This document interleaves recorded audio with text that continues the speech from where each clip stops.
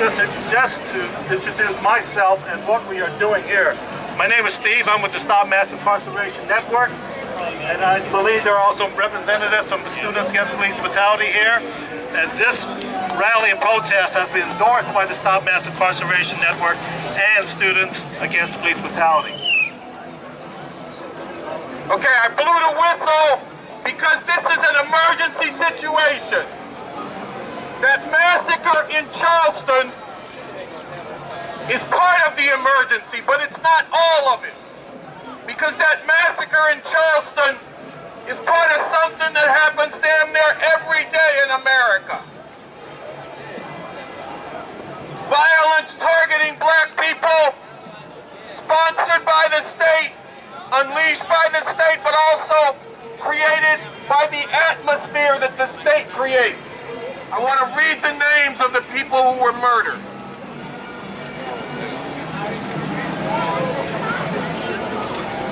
Myra Thompson, 59 years old.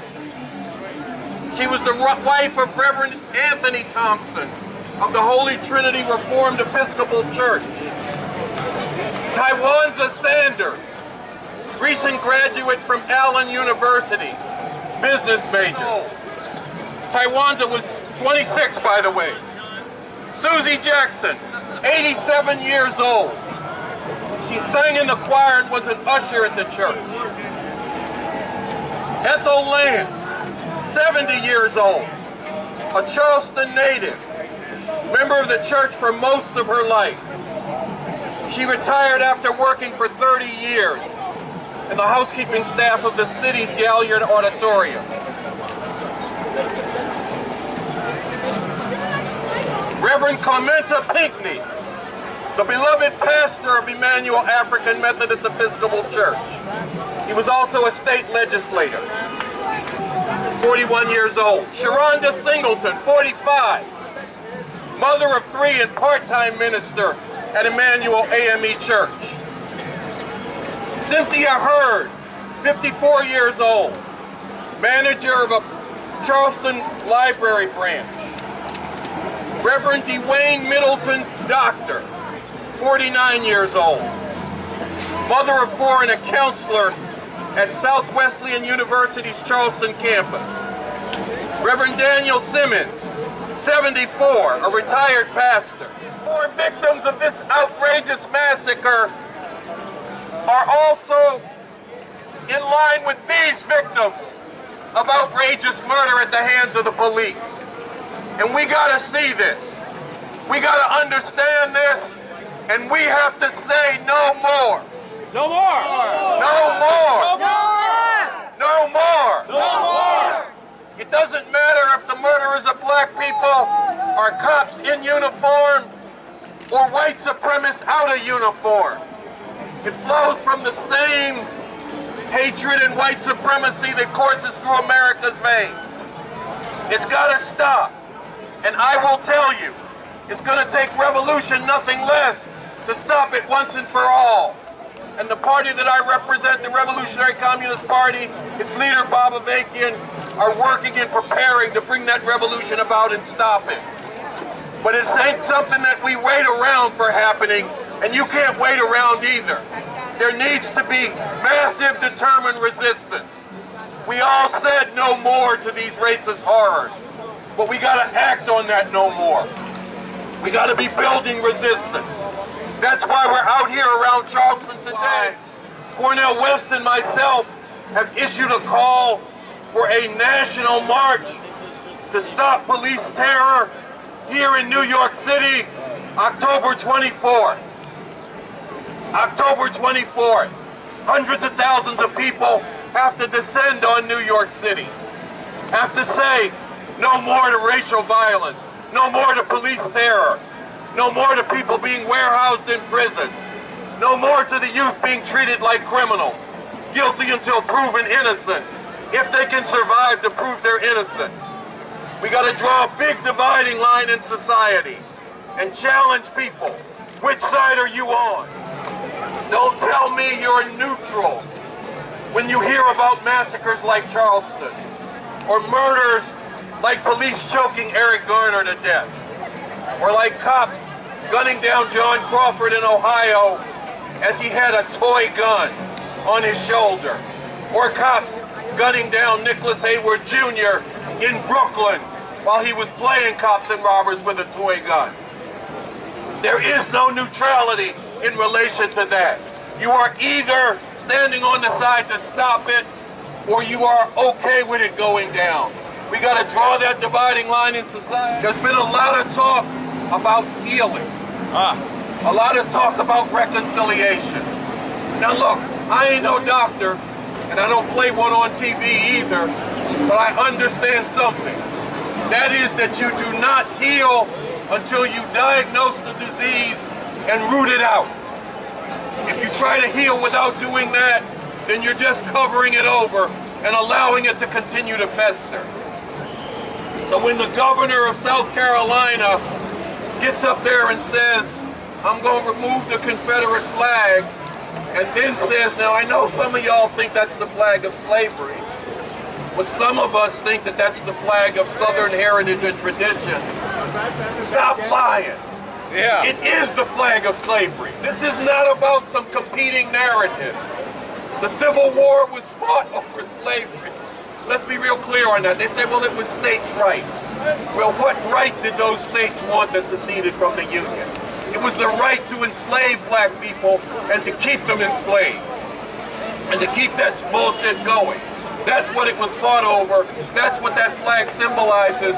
And look, those people who were having that kumbaya moment with the South Carolina governor are presiding over trying to strip black people, Latinos, of their voting rights. They're presiding over denial of availability of health care to black people, Latinos, and poor people of any color. You cannot come together with people who are presiding over those kinds of attacks. This was an array of people who are carrying out a genocide against black and Latino people. I wanted to open this thing up. I believe Brother Nkosi is going to come up behind me. He's got some words to say.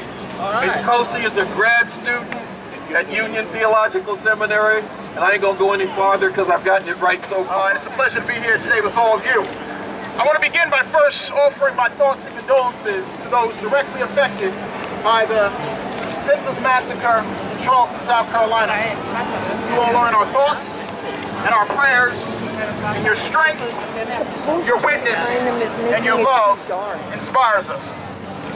Now I'm just going to follow up on what Carl said. He threw down a question which is central, and that question is, which side are you on? Which side are you on? Now for many of us, this is an easy question to answer. We are outraged that in 2015, black and brown people continue to suffer within a society that in instance after instance reminds us that apparently our lives do not matter. Now we remain subject to wanton acts of state-sanctioned violence, vigilante violence, and mass imprisonment, all while being denied fundamental human rights like access to decent paying jobs, adequate schooling, and hope for a better future. For many of us, the evil machinations of this system of white supremacy are all too clear. You may have been saddened by the shooting in Charleston, and in light of the shocking video deaths of Eric Garner and Walter Scott, just to name a few. You may be wondering, what's going on? What kind of world do you want to live in? What kind of world do you want to live in? And lastly, within an economic system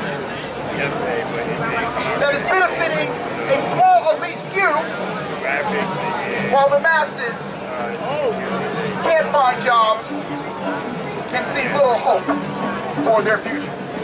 In short, we are living in an oppressive society under which us theologians call systems of death. Is this the type of world that we want to live in? No! Is this the type of world that we want to raise our children in? No! I tend to equate injustice and oppression to having a splinter in the bottom of your foot. It hurts. And it will continue to hurt as long as it remains there. At one time. You gotta get it out. But in order to get it out, you have to dig in and cause even more pain and discomfort. But that's what you have to do to get it seen. From the Eric Garners, from the Michael Browns, from the Trayvon Martin. Let's make this clear. There's a history in those bombings in churches, but there's also a history of white supremacists doing this. The man who killed those people in Charleston said that he got his inspiration from George Zimmerman, who was let off the hook after he killed Trayvon Martin.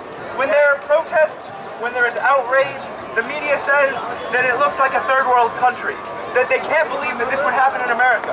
Right. This is America. Right. Because this is what is under the surface. Was it wrong for people to say, we are going to stand against this, not work with it to try and get past it? In the Civil War, when slaves said, we are going to run away and fight for the enemy, were they doing the wrong thing by not standing with their masters and digging graves for them and finding their bodies when they were shot down? Were they doing the wrong thing in fighting oppression rather than being co-opted by it to work with it? Difference what you are or who you are, we have to stick together. And the problem is, we're not doing that.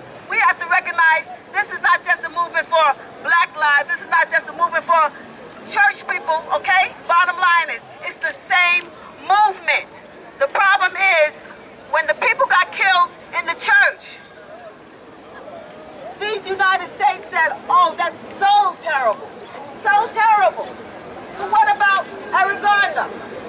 What about Michael Brown? What about Nicholas Haywood Jr.? What about Tamir Rice? All of them. Everybody should be up in arms, and they're not. And people should be ashamed of themselves. But the bottom line is, people are selling what the society is giving them. They're buying it. If you're a police officer, I'll pray for you. But the bottom line is, you're given the green light to kill. And you should have a conscience behind that. Right. If you're so-called a good officer, then if you see something's happening with so-called bad officers and you do nothing, you're just as bad. When you go out there with a gun and you know you have the power to kill somebody, and you do that, and this society tells you it's all right, something's wrong with you. Something's wrong with Pantaleo. Something's wrong with everybody who has killed somebody innocently. Something's wrong with this society. Something is definitely sickening with capitalism. Capitalism sucks. It promotes racism. But we need to come together, all of us, no matter what nationality, no matter what gender, we all need to stick together. You, okay? And you're not doing like you're supposed to be doing.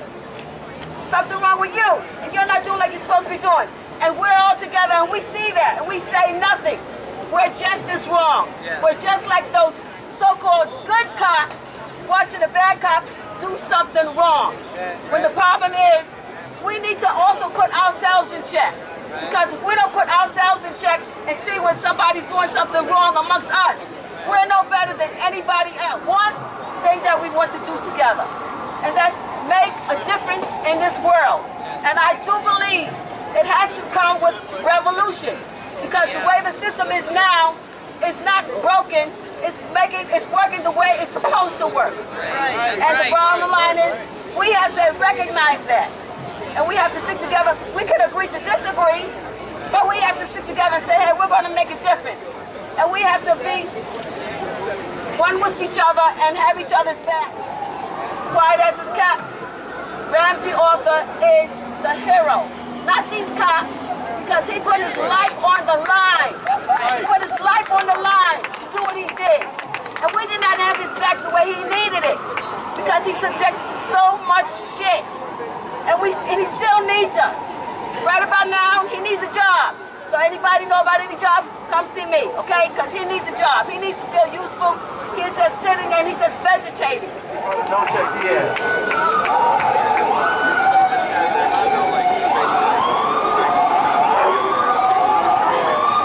So I came back down here from Baltimore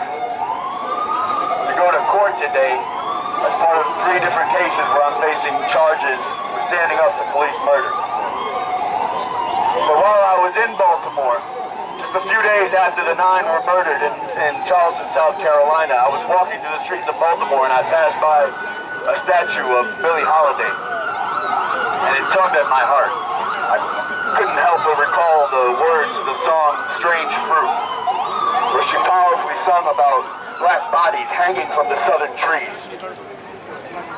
And what we see behind me, and what we see every time we turn on the TV, black people being murdered over and over and over again, is the strange fruit today, hanging in front of all our eyes, smacking us in the face, ripping out our hearts. This is the whole history of this country. This is not going to end by trimming the branches of the tree. Right. That tree needs to be cut down, the soil needs to be dug up, and something different needs to be planted in its place. The blood of all our brothers and sisters on this poster and many other posters, and our brothers and sisters in Charleston, are the ones that fuel this ugly country. It is right for people to be demanding that the Confederate flag be taken down. But are you willing to look at what the red, white, and blue Star-Spangled Banner actually represents? That is drenched in just as much blood. That is sown with the same fabric of lynch nooses and bullwhips and batons and police bullets. This is America. And we need to get to a world without America and everything it represents. For people here and all over the world. And every time they let their cops walk, they are saying it's okay. Black lives don't matter. That kid, that man who murdered those people in Charleston was not acting alone or out of some crazed randomness. He was acting out the logic of what America tells us every day, which is that the lives of black people count for nothing. And they never have in this country, and they never will until we get rid of it and replace it with something else. For the last 20 years, I've been out here fighting the injustice of this system. What happened in South Carolina happens in New York City almost on a daily basis. Since my son Nicholas Jr. was murdered in 1994, there have been over 373 innocent lives that were stolen by NYPD. Off the pigs! Acknowledge that in 1994, the NYPD chief was William Bratton. William Bratton is a supreme racist.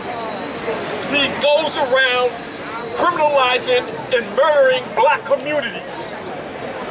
That needs to stop. Yesterday they hired a whole bunch of more police to criminalize us. What is happening to us? We are being criminalized, and a lot of us are just sitting back and just watching. We need all of us to stand up, not just stand by and just talk about it. We need to organize. If you're not with an organization, you need to get with one, because this is real serious. These people who you believe or are told are out here to serve and protect us are not serving and protecting us. They are murdering us. Right. I done traveled to various different countries to support the parents of Oscar Grant out in LA and various other families in different cities, and there is never any justice. And I don't care what city or what state you go to, there is always a cover-up in every single case. Every last one of these cases are being covered up. And they being covered up in the same manner. Nicholas was playing a game of capture robbers with a plastic toy gun that didn't resemble anything that looked like a real gun. But yet, at a press conference, in order to what the DA justified, he had a table full of realistic looking toy guns, opposed to having the plastic pop guns that the kids were playing with that looked like toys. He put a bunch of realistic looking toy guns on the table that looked real, opposed to the guns that the kids were playing with. He helped cover up that case, which is what district attorneys do. Right. I mean, I am so angered about having to actually be out here for so long. We constantly have to fight for our rights. If they're our rights and we have rights, why are we constantly fighting for them? We're supposed to have rights. Why are we out here constantly fighting for our rights? That's right. This is something, this is, like I say, this is serious stuff here. Innocent lives are being murdered all over the USA. And like a lot of these brothers said, this is America, spelt with 3 K's at the end. And we need to acknowledge that, and we need to stand up against that. Because if we don't, it's going to get worse. Stand with us. Be out here in October, the whole month of October. This is for October 24th, but we also have a National Day of Protest, October 22nd, that goes on in over 55 cities across the country. Yes, we need to stand up October 22nd. We need you people to let other people know and have them join with us. We need you. We need you. Thank you. A country that came into existence by stealing the land from the native inhabitants and carrying out genocide against them. Right on. A country that subjected Africans dragged to these shores to centuries of slavery. Right on. During which, in horrible numbers, enslaved African women were subjected to rape by slave owners and by any white man connected to the plantation. Think about that being the statement about why that massacre was carried out. But here's what we really got to think about. How are we going to stop this? That it's going to take revolution, nothing less, to end it once and for all. And this is a revolution that the party that I represent and its leader, Bob Avakian, is working to prepare the ground for it. If you hate this stuff as much as we do, then get with the movement for revolution that we're building. Several of us have talked about a meeting on June 30th. That's next Tuesday at 7 o'clock at the Unitarian Church of All Souls. That's 1157 Lexington Avenue at 80th Street at 7 o'clock. And it's building up to that meeting. You all here have to get organized in that effort. You all got to get copies of this flyer. You got to take them to people that you know. Join with us. We need you. We need you. Thank you. Yes, right.